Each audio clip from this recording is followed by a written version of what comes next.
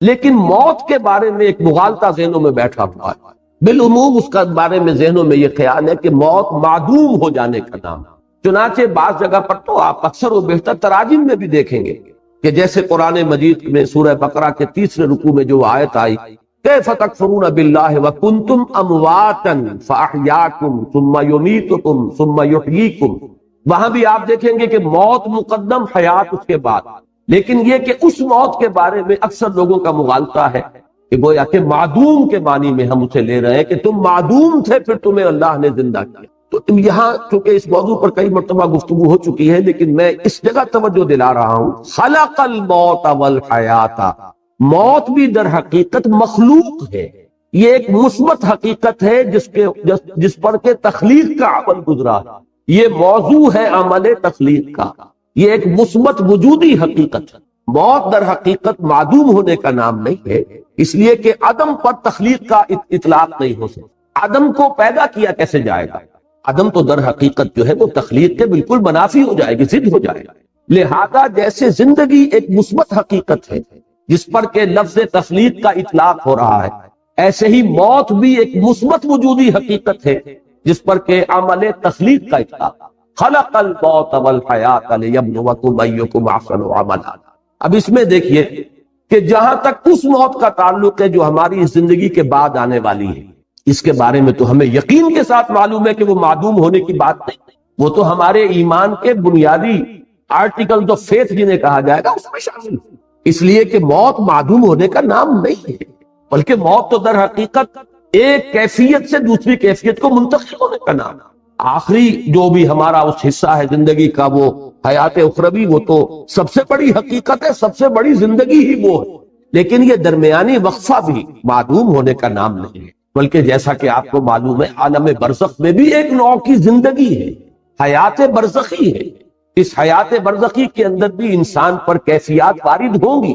جیسے کہ مشہور ہمارے ہاں اصطلاح ہے عذاب قبر، تو صرف عذاب قبر کا معاملہ نہیں ہے بلکہ ثواب قبر کا معاملہ بھی ہے، اس لیے کہ صحیح احادیث میں یہ موجود ہے کہ قبر جو ہے یا جنت کے باغیچوں میں سے ایک باغیچہ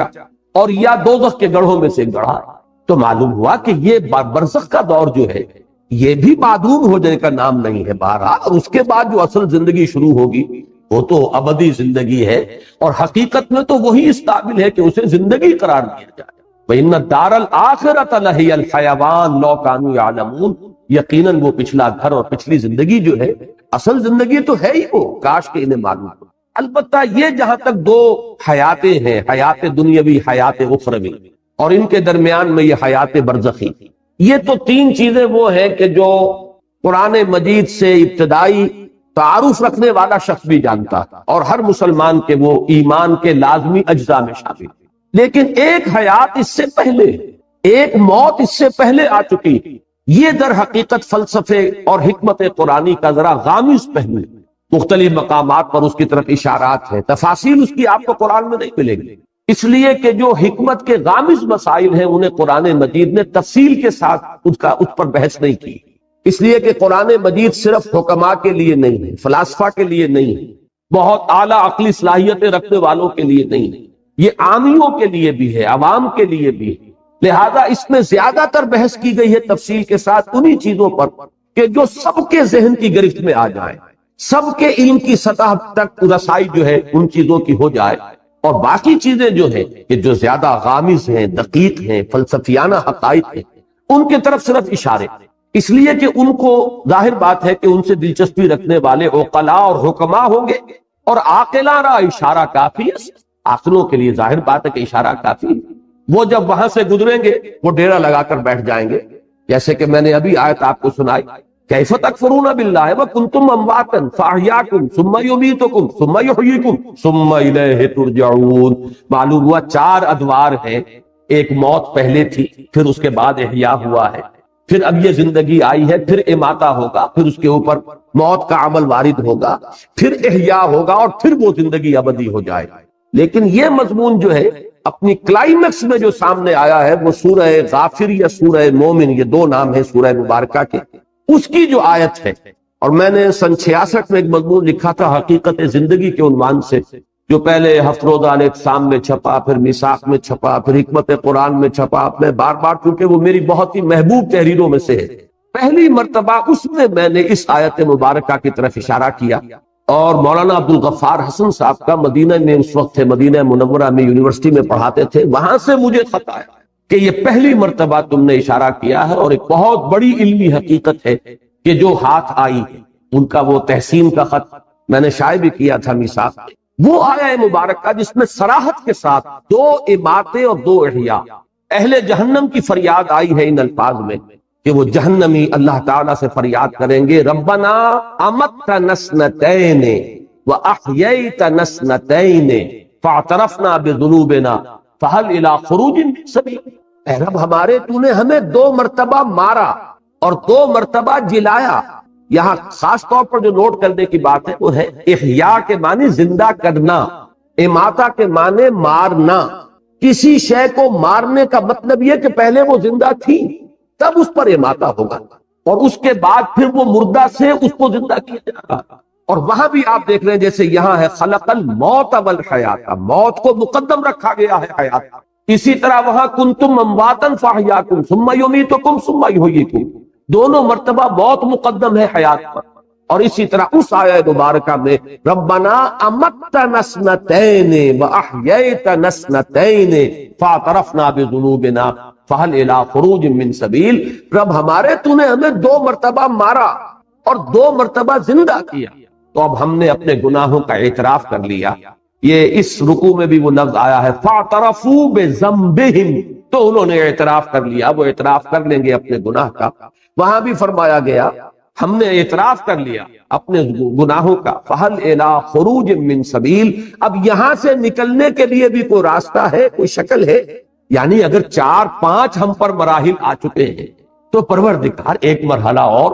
یعنی جب اس طریقے سے 2 مرتبہ اماتہ ہو چکا، 2 مرتبہ احیاء ہو چکا، تو پھر یہ کہ کوئی ایک اور شکل ہو جائے، کوئی اور مہلت مل جائے، گویا کہ دلیل کے طور پر فہل الی خروج من سبیل کی جو استدعا ہے اس کی دلیل کے طور پر یہ لایا گیا، تمہیں 2 مرتبہ ہمیں مارا، 2 مرتبہ چلایا، تو اب ایک مرتبہ اور ہمیں موقع عنایت ہو جائے۔ اب میں نے ابھی ایک لفظ کہا تھا، شاید آپ چونکے ہیں، کہ در حقیقت یہ 4 نہیں 5 ادوار ہے، اس لیے کہ پہلے اماتے سے پہلے ایک زندگی ہے، تبھی تو اماتہ ہوگا۔ تو حیات اولا، پھر اماتہ اولا ہوا ہے، پہلی موت ہوئی ہے، پھر احیاء اولا یہ دوسری زندگی ہوئی، پھر اماتہ ثانیہ دوسری مرتبہ کا زندہ موت کا وارد کیا جانا، اس کے بعد احیاء ثانی ہوگا، دوسری مرتبہ کا زندہ کیا جانا، اور اس کے بعد زندگی۔ گویا کہ 3 زندگیوں کے مابین 2 موتیں حائل ہیں۔ اب نوٹ کر لیجئے، اس بات ثابت یہ ہوا 3 زندگیوں کے مابین وقفے ہیں 2 موتوں کے، پہلی زندگی پھر موت، پھر زندگی پھر موت، پھر زندگی۔ اب اس کو نوٹ کیجئے، میں نے پہلے بھی عرض کیا ہے لیکن بعض حضرات آج یہاں نئے ہیں۔ پہلی ہماری تخلیق ہوئی عالم ارواح، اس کے لیے لفظ تخلیق بھی مناسب نہیں ہے، ایجاد یا ابداع، اس لیے کہ حجت اللہ البالغہ جو بڑی مشہور معروف اور بڑی مارکت الآراء تصنیف ہے امام الہند شاہ ولی اللہ دہلوی رحمۃ اللہ علیہ کی، اس کا ابتدائی حصہ جو ہے وہ ان کے فلسفے پر مشتمل ہے، اور پہلا باب جو ہے اس میں افعال الہی، اللہ تعالیٰ کے 3 بنیادی افعال پر بحث کی گئی۔ اللہ کے 3 کام بنیادی ہیں۔ پہلا کیا ہے؟ ابداع، یعنی عدم محض سے وجود بخشنا، یہ ابداع۔ دوسرا ہے خلق، خلق یہ ہے کہ کسی شے سے کوئی شے بنا دینا، یہ خلق ہے۔ اور تیسرے تدبیر، یدبر الامر من السماء الی الارض، اللہ تعالیٰ کے تمام افعال جو ہیں وہ ان 3 کیٹیگریز کے اندر فال کریں گے۔ 3 بڑی بڑی کیٹیگریز ہیں کہ اللہ کے تمام افعال وہ ان کے منقسم ہو جائیں گے۔ ابداع، عدم محض سے وجود بخشنا، اسی لیے میں نے کہا کہ اس کو ایجاد کہا جائے یا ابداع کہا جائے یہ صحیح لفظ ہوگا، خلق نہیں، اس لیے کہ خلق کے لفظ کا اطلاق ہوتا ہے کسی شے سے کوئی شے بنا۔ آپ نے پڑھا ہے خلق الانسان من صلصال کالفخار، پیدا کیا انسان کو، بنایا انسان کو مٹی سے، کھنکتی ہوئی مٹی، سوکھی ہوئی، سوکھا گارا جو سوکھ کر کھنکنے لگا۔ وخلق الجان من مارج من نار، اور جنات کو پیدا فرمایا اس نے آگ کی لپٹ سے۔ وَخَلَقْنَا مِنَ الْمَاءِ كُلَّ شَيْءٍ حَيٍّ، ہم نے پانی سے بنائی ہے ہر شے جو زندہ ہے۔ معلوم ہوا خلق کے ساتھ جو ہے کوئی شے موجود ہوگی کہ کس شے سے بنائی گئی۔ البتہ پہلا مرحلہ جو ہے ایجاد و ابداع وہ ہے کہ جس میں اس سے پہلے کوئی شے نہیں تھی، عدم محض سے، انگریزی میں جسے کہتے ہیں کریشن ایکس نہیلو، عدم محض سے کریٹ کرنا، یہ ہے ایجاد و ابداع۔ پھر ایک شے سے دوسری شے، دوسری سے تیسری، پھر امتزاج ان کو جوڑ کر بنانا، ایک کی شکل بدل دینا، یہ ہے خلق۔ اور انہی کے مابین پھر اللہ تعالیٰ کے احکام، اس کے اوامر، یہ جو ہے ان کی تنفیذ ہوتی ہے، یہ ہے تدبیر۔ تو یہ تین بنیادی افعال ہیں۔ میں نے اس کا ذکر اس لیے کیا کہ پہلی زندگی جو ہے اس کے لیے لفظ خلق موضوع نہیں ہے، وہ ہماری تخلیق اول جو ہے، وہ جو تخلیق اول ہے ہماری، وہ عالم ارواح میں ہو، اور اس کے لیے ایجاد و ابداع کا لفظ مناسب۔ اس کے بعد پہلی زندگی تھی جس میں کہ وہ ہم نے عہد کیا تھا الستو بربکم قالوا بلا، ظاہر بات ہے زندگی تھی، نہ صرف زندگی تھی، پورا شعور ذات موجود تھا، ہم نے معاہدہ کیا اللہ کے ساتھ۔ تو جب تک کہ سیلف کانشسنس نہ ہو، شعور ذات نہ ہو، معاہدے کی کوئی حیثیت ہی نہیں۔ ہمیشہ آپ دیکھیں گے جب معاہدہ کیا جاتا ہے، اقرار کیا جاتا ہے، بقائے ہوش و حواس میں یہ وعدہ کرتا ہوں یا معاہدہ کر رہا ہوں، تو گویا کہ اپنی ذات کا پورا شعور ہونا لازم۔ ہم اس شعور ذات کے ساتھ زندہ تھے، اگرچہ جسموں کے ساتھ نہیں تھے، صرف ارواح کی شکل میں تھے۔ الارواح جنود مجندہ، وہ لشکروں کی صورت میں وہ تمام ارواح تھی جو اللہ کے حضور میں حاضر تھی، اور پوچھا گیا الست بربکم قالوا بلا۔ اب یہ پہلی حیات ہے، اس پر پہلا اماتہ طاری ہوا، پہلی مرتبہ مارا گیا، یعنی سلا دیا گیا، ان ارواح کو کسی کولڈ سٹوریج کے اندر رکھ دیا گیا۔ یہ ہے موت کا وہ پہلا مرحلہ جو اس زندگی میں آنے سے قبل ہم گزار آئے۔ اس کے بعد اب ہو رہا ہے احیاء اولا، وہ اس زندگی میں، اس عالم میں جو عنصری ہے اس کے اندر، جب وہ رحم مادر میں ایک جسم تیار ہوا ہے تو وہ روح کو لا کر اس کولڈ سٹوریج سے، وہ جو روح معین ہے اس شخص کی، اس کو لا کر شامل کیا گیا، اور یہ گویا کہ احیاء اولا ہوا۔ اس کے بعد یہ زندگی دوسری آ گئی۔ در حقیقت یہ جسے ہم پہلی زندگی کہتے ہیں، یہ زندگی دوسری ہے کہ جو ہم اس عالم میں مادی میں بسر کر رہے ہیں، اس میں ہمارا جسم بھی ہے اور ہماری وہ روح بھی ہے، جبکہ پہلی زندگی میں صرف ارواح۔ اس کے بعد دوسرا اماتہ ہوگا، اور پھر عالم برزخ شروع ہوگا، پھر دوسرا احیاء ہوگا، اور پھر ہماری آخری زندگی ہوگی، اخروی زندگی، اور وہ پھر ہمیشہ کے لیے ہے، ابدی۔ یہ ہے در حقیقت حیات انسانی کے مختلف انواع۔ اب اس میں ذرا ایک بات میں اور ہمت اور جرات کر کے عرض کر رہا ہوں، اس سے یہ تو ثابت ہوا ہے ہمارے ایمان کا جزو لازم کہ ہم ابدی ہیں، ہمیں کبھی ختم نہیں ہونا، اس لیے کہ اصل زندگی آخرت کی زندگی ہے، اور وہ ابدی ہے، جنت میں ہو چاہے وہ جہنم میں ہو، وہ ابدی زندگی ہے۔ تو معلوم یہ ہوا کہ ہم ابدی ہیں۔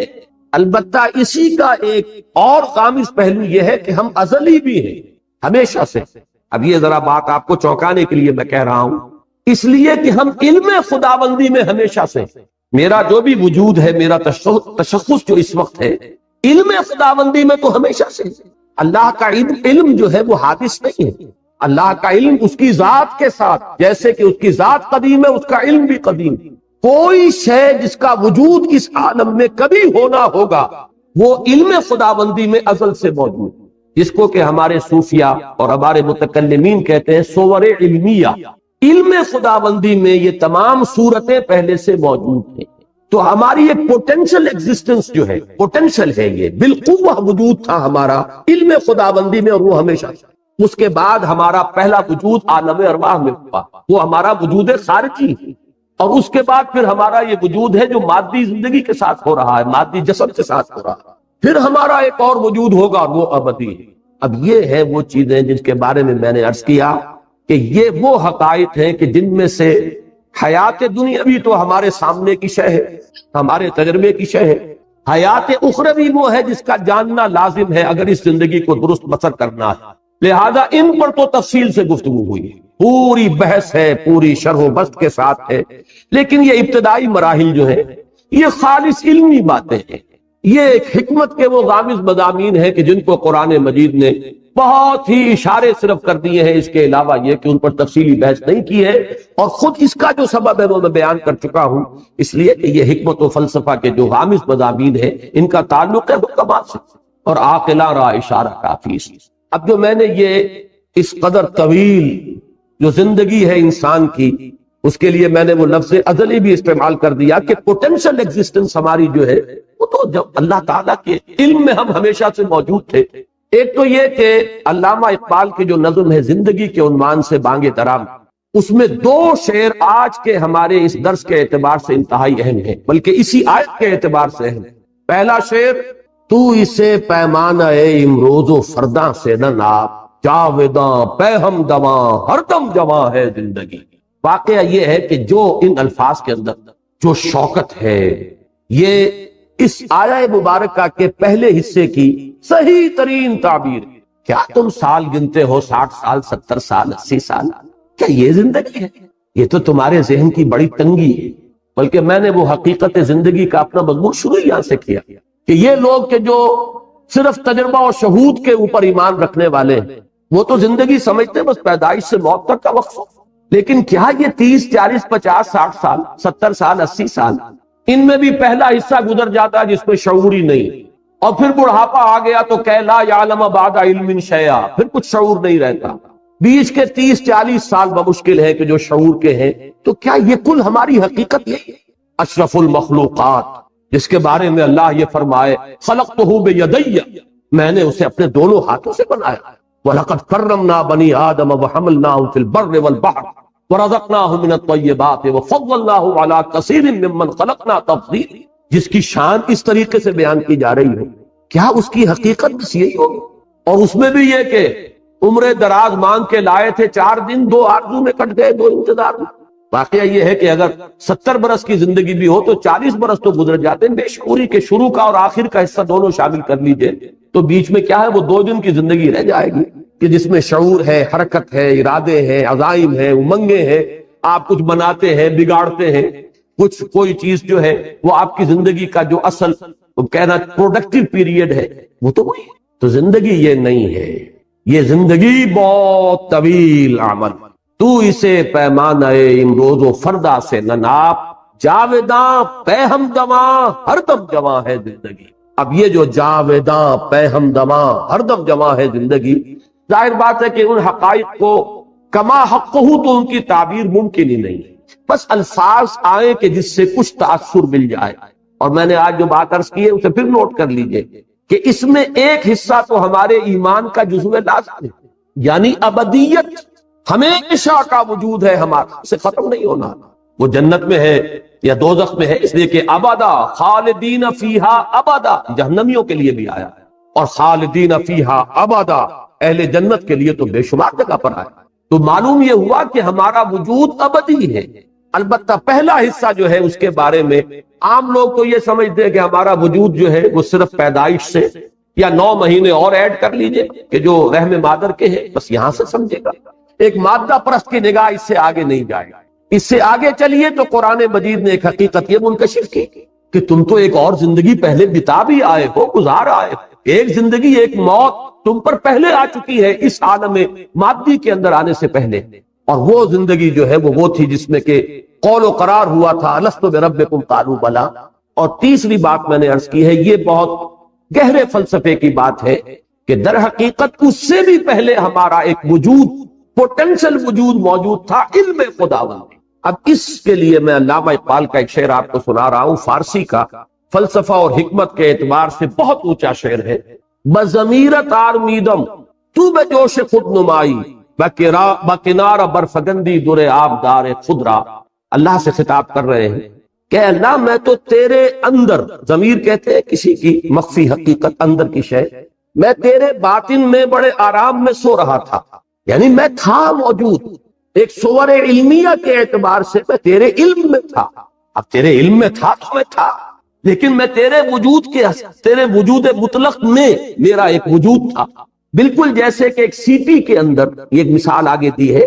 تشبیہ، سی پی کے اندر موتی موجود ہوتا ہے، لیکن سی پی ایک وقت تک بند رہتی ہے، موتی ظاہر نہیں ہوتا۔ بضمیرت آرمیدم تو بجوش خود نمائی، پروردگار تو نے اپنے آپ کو ظاہر کرنے کے لیے تو نے یہ کائنات بنائی،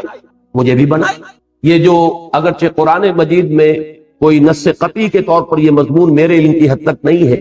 اور اس حدیث پر بھی محدثین کا تو ظاہر بات ہے کہ اس پر گفتگو ہے اور جرا ہے، لیکن یہ کہ اکثر ہمارے ہاں کے حکما اور فلسفہ اسے تسلیم کرتے ہیں کہ اللہ تعالیٰ نے یہ کائنات کیوں پیدا کی۔ کنت کنزا مخفیا فاحببت ان اعرف فخلقت الخلق، میں چھپے ہوئے خزانے کے مانند تھا، میرے اندر قوت کا لاوا تھا جو کھول رہا تھا، میرے اندر خلاقی تھی، لیکن یہ کہ اسے پہچاننے والا کوئی نہیں تھا، لہذا میں نے خلق کو پیدا کیا، اس سے میری وہ قوت خلاقی اور میری وہ قوت جو ہے وہ ظاہر ہوئی۔ الباری الخالق المصور، یہ جو اس کی صلاحیتیں تھی، یہ جو پوٹینشیلٹیز تھی، یہ چھپی ہوئی تھی، مخفی تھی، تخلیق سے وہ ظاہر ہوئی، اور پھر اس تخلیق کے بعد ایک ایسی مخلوق پیدا کی گئی جس میں یہ شعور تھا کہ وہ اس کا پورا احساس اور ادراک کر سکے اور معرفت حاصل کر سکے۔ تو معلوم یہ ہوا کہ اللہ تعالیٰ نے اپنے آپ کو ظاہر کرنے کے لیے اور اپنے آپ کو پہچانوانے کے لیے کائنات تخلیق کی، اپنے آپ کو ظاہر کرنے کے لیے کائنات تخلیق فرمائی، اور اپنے آپ کو پہچانوانے کے لیے انسان کو پیدا کہ یہ معرفت کی اس کے اندر صلاحیت تھی کہ اللہ کو پہچانے۔ تو بضمیرت آرمیدم تو بجوش خود نمائی، اپنے آپ کو ظاہر کرنے کے جوش میں تو نے اس کائنات کو بنایا اور مجھے بھی پیدا کیا، اور اپنے بارے میں کہہ رہے ہیں بکنارہ برفگندی در آبدار خضرا، جیسے سیپی کے اندر وہ موتی موجود تھا لیکن پتہ نہیں کسی کو نظر نہیں آ رہا، کون اس کی خوبصورتی کو دیکھے، کون اس کے حسن کا جو ہے اس کو اپریشیٹ کرے۔ تو اس نے اپنا منہ کھولا اور موتی کو باہر پھینکا تاکہ اس موتی کا حسن ظاہر ہو۔ تو نے بھی مجھے اپنے اندر سے نکال کر باہر ڈالا ہے۔ بضمیرت آرمیدم تو بجوش خود نمائی، بکنارہ برفگندی در آبدار خضرا،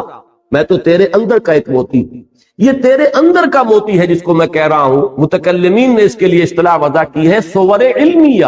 کائنات میں جو شے بھی خارج میں پیدا ہوئی ہے پہلے وہ اللہ تعالیٰ کے علم میں موجود تھی،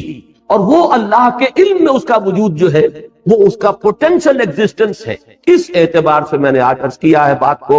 اس لیے کہ اب پتہ نہیں کتنے زندگی کا کتنا حصہ بقایا ہے۔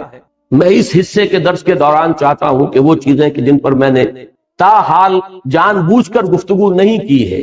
میں چاہتا ہوں کہ اب ان کے بارے میں جس چیز کے بارے میں میری ایک رائے بنی ہے اور جو بھی میں نے مختلف جو گوشے ہیں ان سے حاصل کیا ہے وہ میں آپ کے سامنے رکھوں۔ اگرچہ مجھے اندیشہ ہے کہ چونکہ جس قسم کا یہ اجتماع ہوتا ہے اس میں بالکل نئے لوگ بھی ہوتے ہیں، ہمارے نوجوان طلبہ بھی ہوتے ہیں، اور اس قسم کے مضامین جو ہے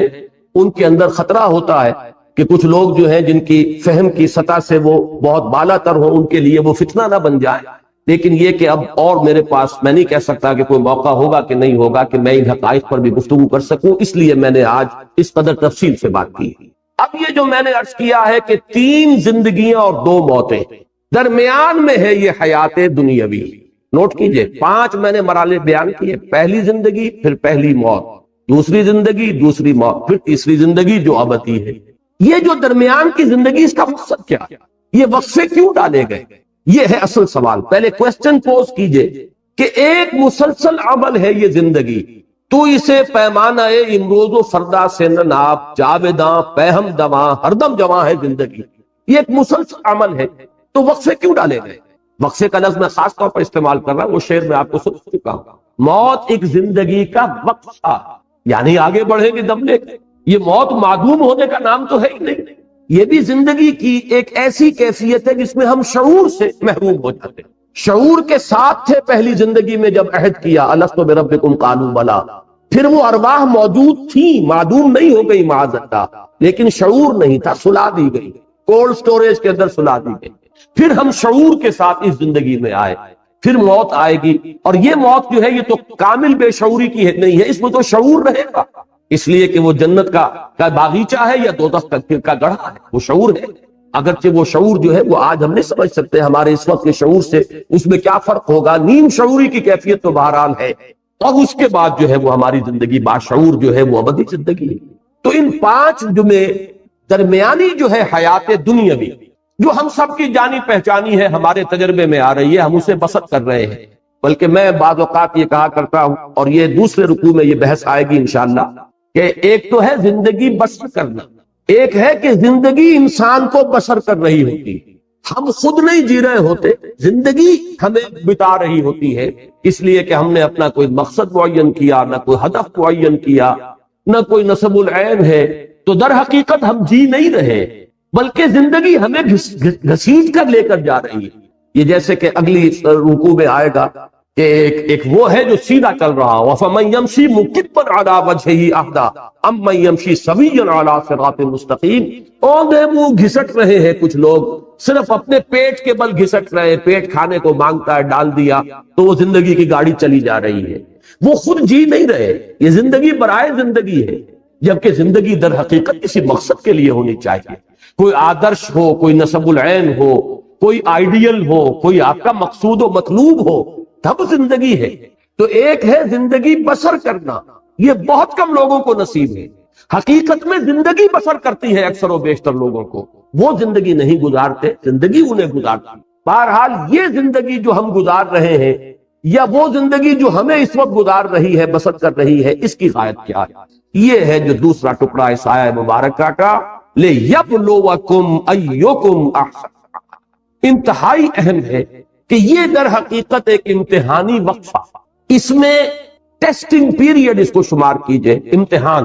جیسے ایک 3 گھنٹے کا امتحان ہوتا ہے، میں بات یہ کہا کرتا ہوں 3 گھنٹے کا امتحان، کیونکہ ہر ایک شخص اس سے واقف ہے۔ یہ ایک 30 سال کا امتحان، فرق کچھ نہیں ہے، یہ تو کوانٹیٹیٹو معاملہ ہے، کوالٹیٹیو کوئی فرق نہیں ہے۔ 3 گھنٹے کا امتحان، 30 سال کا امتحان۔ 30 سال میں اس لیے کہہ رہا ہوں کہ چاہے عمر کتنی بھی ہو، میں عرض کر چکا ہوں کہ پروڈکٹیو پیریڈ جو ہے انسان کی زندگی کا، جس میں وہ کچھ بناتا ہے یا بگاڑتا ہے، وہ در حقیقت وہ 30 سال کے لگ بھگ بنتے ہیں، 30 نہیں 40 سال ہو جائیں گے، اللہ خیر سے۔ تو یہ اس کا امتحان،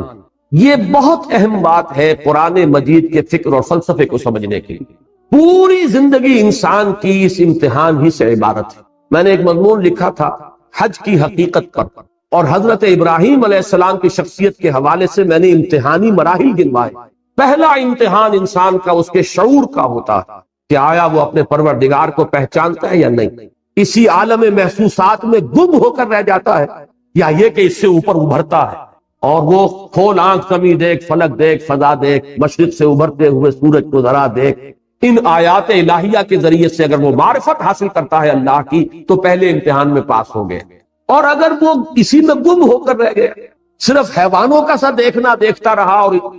اور حیوانوں کا سا سننا سنتا رہا، تو گویا کہ وہ ناکام ہوا۔ وہ تو ضل ضلالا بعیدا، جس نے خدا کو پہچانا ہی نہیں، وہ تو پہلے ہی امتحان میں فیل۔ اب جس نے پہچان لیا، اب اس کے بعد استقامت کا امتحان آئے گا، ان الذین قالوا ربنا اللہ ثم استقاموا۔ اب عمل کا امتحان شروع ہوگا، اللہ کا حکم ہے اس کو مانو، اللہ نے روکا ہے رکو۔ پھر اللہ تو اب تمہارے لیے ایک سے ایک چیلنج نیا لائے گا۔ پرائمری کا امتحان پاس کر لو گے تو مڈل ہے، پھر میٹرک ہے، پھر آگے چلے گا۔ حضرت ابراہیم علیہ السلام کا پہلا امتحان، باپ نے گھر سے نکالا، وَاہْجُرْنِی مَلِیًّا قَالَ سَلَامٌ عَلَیْکَ۔ وہ اللہ تعالیٰ کی توحید پر قائم ہے۔ پہلا امتحان جو ہے عمل کا پاس کیا ہے کہ وہ باپ نے گھر سے نکال دیا۔ اس کے بعد اس سے بڑا امتحان، اب وہ نمرود کے دربار میں پیش ہو رہی ہے، لیکن ان کا صبر، ثبات، استقامت، ان کا عزم، ان کا حوصلہ قائم ہے، اور آنکھوں میں آنکھیں ڈال کر بات کی ہے، جو مجادلہ سورہ بقرہ میں آیا ہے کہ تم اگر خدائی کے مدعی ہو تو اللہ تعالیٰ سورج کو مشرق سے نکالتا، مغرب سے نکال کے دکھاؤ۔ فَبُہِتَ الَّذِی کَفَرَ۔ تیسرا امتحان، ڈال دو اس کو آگ میں، اس کو جلا دو۔ بہت بڑا الاؤ بنا دیا گیا اور کھڑا کر دیا گیا، اب بھی آخری موقع ہے، باز آ جاؤ، رجوع کرنا۔ یہ امتحان، کامیاب ہوئے، بے خطر کود پڑا آتش نمرود میں عشق، عقل ہے محو تماشائے لب بام۔ چوتھا امتحان، انی مہاجر الی ربی سیہدین، گھر بار وطن کو چھوڑ کر بالکل سمجھیے ان ولڈرنس نکل گئے ہیں، اس لیے کہ اس وقت کی دنیا کا تصور کیجئے، آج سے 4,500 سال قبل کی دنیا، کہاں معلوم تھا کہ کہاں جا رہے ہیں، کیا حالات ہوں گے، کہاں پر ہمیں کوئی ہوٹل بنے ہوئے ملیں گے یا سرائیں ملیں گی، لیکن نکل گئے۔ پھر پوری زندگی مہاجرت میں ہے، آج یہاں ہے کل وہاں ہے۔ اور آخری امتحان جس پر کہ میں نے الفاظ لکھے ہیں کہ اس سے بڑی کامیابی اور کوئی نہیں ہو سکتی کہ ممتحن پکار اٹھے کہ وہ امتحان واقعتاً بڑا کڑا تھا۔ وہ جو فرمایا گیا ہے کہ اب اپنے بیٹے کو 100 برس کا بوڑھا جس نے دعائیں مانگ مانگ کر بیٹا لیا تھا، اور اب وہ بیٹا 13 برس کا ہوا ہے، فلما بلغ معہ السعی، جبکہ وہ بھاگ دوڑ کے قابل ہوا ہے، جبکہ بازو بن گیا ہے بوڑھے باپ کا۔ اور اچھے الفاظ وہاں پر میرے قلم سے اس وقت نکل گئے کہ وہ بوڑھا باپ دیکھ دیکھ کر جی رہا ہوگا، بیٹے کو جوان ہوتا دیکھ رہا ہے، میرے مشن کا علمبردار، میرے کام کو آگے لے کر چلنے والا، میرے دست و بازو بننے والا اللہ نے مجھے عطا فرمایا ہے، ولی عطا فرمایا ہے، ساتھی عطا فرمایا ہے۔ آخری امتحان جو ہے، ممتحن کے ترکش امتحان میں ایک تیر باقی تھا، اور وہ سب سے زیادہ کاری تیر، جب اس میں کامیاب ہوئے ہیں، فلما اسلما وتلہ للجبین ونادیناہ ان یا ابراہیم قد صدقت الرؤیا انا کذلک نجزی المحسنین، اور اس میں فرمایا ان ھذا لہو البلاء المبین، کوئی شک نہیں کہ یہ بہت بڑا امتحان تھا ابراہیم، تم نے سب پاس کر دیا۔ یہ حضرت ابراہیم کی شخصیت اس اعتبار سے کہ پوری زندگی مسلسل امتحان کی زندگی، یہی وجہ ہے کہ سورہ بقرہ میں ایک آیت میں اس کو سمو لیا، وَإِذِ ابْتَلَىٰ إِبْرَاهِيمَ رَبُّهُ بِكَلِمَاتٍ فَأَتَمَّهُنَّ قَالَ إِنِّي جَاعِلُكَ لِلنَّاسِ إِمَامًا۔ یاد کرو جب کہ اللہ نے امتحان لیا، ابتلا کیا، آزمایا ابراہیم کو بڑے بڑے امتحانات میں، کلمات اس لیے کہ یہ تفخیم کے لیے ہے، تنکیر نکرہ کا لفظ، بڑے بڑے امتحانات میں سے گزارا، اور جب وہ تمام میں پورا اترا تب کہا انی جاعلک للناس اماما، اب میں تمہیں پوری نوع انسانی کا امام بنا رہا۔ اس مقام پر فائز ہونے کے لیے وہ تمام ٹیسٹ جو ہیں وہ پاس کرنے پڑے حضرت ابراہیم کو علیہ السلام۔ تو در حقیقت پوری زندگی امتحان، یہی امتحان ہے کہ جو اب آپ پر دنیا کی جو کیفیات عدلتی بدلتی رہتی ہیں، کبھی فراخی ہے، کبھی تنگی ہے، کبھی صحت ہے، کبھی بیماری ہے، کبھی مفلسی ہے، کبھی تمنگری ہے، کبھی حالت خوف ہے، کبھی حالت امن ہے، کبھی اللہ نے چھپر پھاڑ کر کچھ دے دیا ہے، اور کبھی اچانک جو کچھ تھا چھین لیا۔ یہ سب کیا ہے؟ امتحان۔ چنانچہ سورۃ الفجر کے اندر جو مضمون آیا ہے کہ فَأَمَّا الْإِنسَانُ إِذَا مَا ابْتَلَاهُ رَبُّهُ فَأَكْرَمَهُ وَنَعَمَهُ فَيَقُولُ رَبِّي أَكْرَمَنِ وَأَمَّا إِذَا مَا ابْتَلَاهُ فَقَدَرَ عَلَيْهِ رِزْقَهُ فَيَقُولُ رَبِّي أَهَانَنِ كَلَّا۔ انسان کا بڑا مغالطہ ہے، بڑے دھوکے میں آ جاتا ہے جب اس کا رب اسے آزماتا ہے، آزمانے کے لیے اسے دولت دیتا ہے، نعمتیں دیتا ہے، وہ سمجھتا ہے میرے رب نے مجھے عزت دے دی۔ عزت نہیں ہے، امتحان ہے خدا کے بندے۔ اسی طریقے سے جب وہ امتحان لیتا ہے دوسری شکل میں، وَإِذَا مَا ابْتَلَاهُ فَقَدَرَ عَلَيْهِ رِزْقَهُ، اس پر اس کے رزق کو تنگ کر دیتا ہے، ناپ تول کر دینے لگتا ہے حساب کتاب سے، تو کہتا ہے ربی اہانن، میرے رب نے تو مجھے ذلیل کر دیا۔ نہیں، یہ ذلت نہیں، وہ عزت نہیں، یہ ذلت نہیں۔ عزت اور ذلت کا فیصلہ تو قیامت کے دن ہوگا، ذالک یوم التغابن، جس کو اس دن جس کا اعزاز ہو گیا وہ ہے عزت والا، اور جو اس روز ذلیل ہو گیا اور عذاب مہین کے اندر مبتلا کر دیا گیا وہ ذلیل ہو گیا۔ باقی اس دنیا کی زندگی میں یہ کیفیت بھی امتحان کی ہے، وہ کیفیت بھی امتحان کی۔ تو اس پورے کے اوپر، زندگی کے اوپر اس کو پھیلائیے کہ در حقیقت یہ حیات دنیاوی جس کو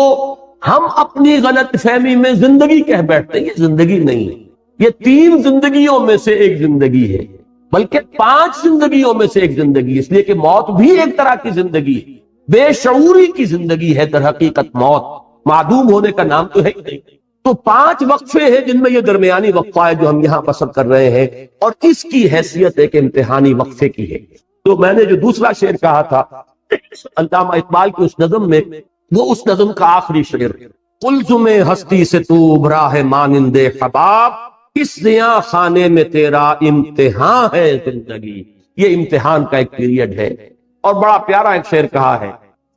تو عرصہ محشر میں ہے پیش کر غافل عمل کوئی اگر دفتر میں ہے، کہ تم سمجھتے ہو کہ وہ حشر جو پھر بعد میں ہو، وہ تو در حقیقت حشر کا ظہور ہے۔ اصل میں عرصہ محشر میں ہم اس وقت، عرصہ ہے یہ عرصہ نہیں ہے، لفظ عرصہ کہتے ہیں میدان۔